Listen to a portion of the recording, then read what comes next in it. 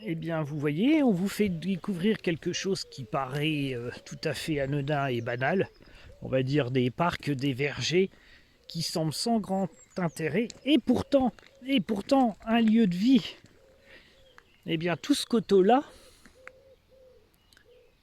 si on remonte aujourd'hui, bien sûr, la partie du nouveau village, eh bien, on y avait planté de la vigne depuis les temps très anciens avec de nombreux cépages. Alors forcément, c'était pas des vins, des grands crus, c'était des vins de table.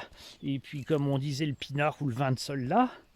Et ces vignes, on en trouve des traces écrites au XVIIIe siècle.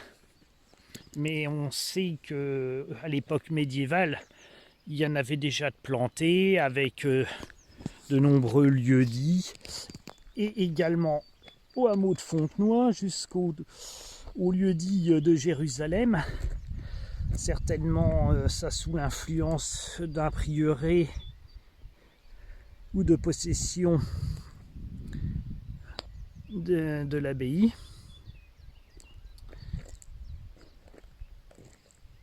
Et c'était codifié puisque chaque année un expert était nommé, mandaté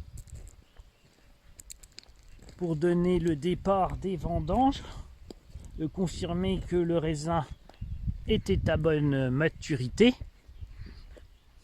Et la Meuse était un important vignoble. Alors je me répète, pas de grand cru. Et savez-vous ce qui a sonné le glas? Eh bien, c'est l'épidémie de Xylophéra où il a fallu faire des choix, sauver les grands crus, ces grands châteaux, ces vignobles du Bordeaux, du Médoc, de Bourgogne et autres.